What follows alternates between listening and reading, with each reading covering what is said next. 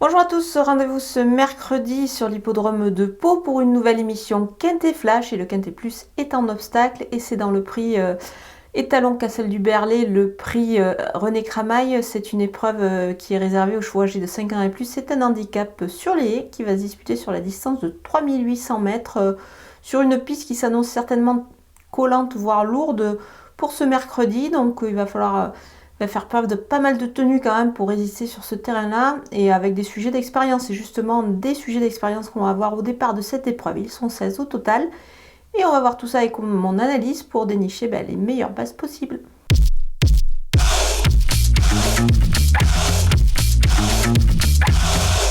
On attaque avec mes bases et le numéro 3, Baladin du Mesque, c'est en 68 de valeur, il y a plus d'un an et demi, désormais il évolue en 61, moi je trouve qu'il est vraiment très bien placé dans cette épreuve, il est plus que compétitif, il a prouvé son aptitude au parcours récemment, donc pour moi il détient vraiment une première chance ici. Le numéro 14, Saint-Anjou, jugé sur sa deuxième place dans la course référence ici même, il détient vraiment une très belle chance encore une fois.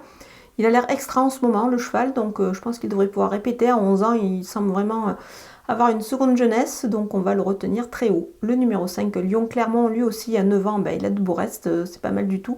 Il peut venir prendre une belle participation à l'arrivée ici, sur ce parcours qu'il connaît parfaitement. Les opposants avec le numéro 13, Inside Montliu, il a pris 3,5 kg sur sa récente victoire, mais je pense qu'il est capable de confirmer ici, le cheval est en pleine forme, il va en profiter à mon avis. Le numéro 12, Lucky One, il peut se distinguer sur ce qu'il a montré de mieux, notamment à Hauteuil à ce niveau-là. Donc attention à lui. Le numéro 1, Grande T. Alors, il a pas mal couru sur ce parcours dernièrement. Maintenant, il porte beaucoup de poids ici, mais c'est quand même un très bon cheval. Je pense qu'il a son mot à dire, tout du moins pour les places. Le numéro 7, Picnic, il arrive en pleine forme du meeting de Cagnes. Il a été pénalisé au poids de 3,5 kg sur sa récente victoire.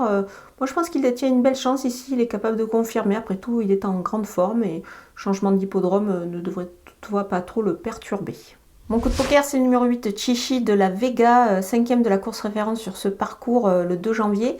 Je pense qu'il est en mesure évidemment de confirmer. C'est un cheval qui a montré pas mal de qualité à ce niveau-là. Il est capable de conclure, je pense, dans la bonne combinaison. On peut le tenter pourquoi pas en zoukouillon, c'est-à-dire trouver le 4e de la course. Et pour cela, il suffit de se rendre sur le site theturf.fr, d'ouvrir un compte et d'utiliser le code promo FlashTurf pour bénéficier des 250 € de bienvenue. Vous suivez le bandeau qui défile en bas de votre écran. Les opposants avec le numéro 6, Keep Hop de Roche, c'est la ligne avec Baladin du Mesque, mais qui le devançait quand même nettement le dernier coup. Il est à surveiller ici, pourquoi pas, pour une place. Le numéro 11, Garot de Juillet, il avait gagné la grande course de haies de Pau, justement sur cette piste, c'était en 2021. Maintenant, il a pris de l'âge, c'est plus exactement le même cheval, la même valeur. Mais attention, sur son aptitude au parcours et notamment à la piste, on va s'en méfier. Le numéro 4, Trou Normand, il n'a pas trop de marge au poids, c'est pour cette raison que je l'ai retenu un petit peu plus bas dans ma combinaison, donc plutôt en fin de jeu. Le numéro 10, Singapore Trip, il avait bien couru à Hauteuil à ce niveau-là, mais depuis ça se complique un petit peu au poids. C'est pour cette raison que lui aussi, je vais plutôt le garder en fin de combinaison ou pour des combinaisons élargies. Le numéro 9, Sir Bécaille, depuis sa victoire en haie, il a moins de marge également, mais attention, il ne faut quand même pas le négliger. C'est pareil, c'est un cheval à glisser dans des combinaisons élargies ici. Le numéro 2, Risque du Brisé, à ce poids et pour sa rentrée, lui aussi également sera plus savoir pour une place en fin de jeu. On termine avec les délaissés et le numéro 15, Harry Conti, il a plus de références sur le steeple, c'est pour cette raison qu'ici je vais m'en passer.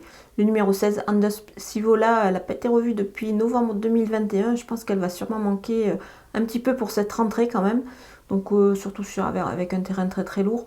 Je vais attendre et on verra peut-être pour le prochain coup. Voilà, on a passé en revue tous les partants de ce Quintet Plus palois. Je vous laisse avec ma sélection et mes conseils de jeu.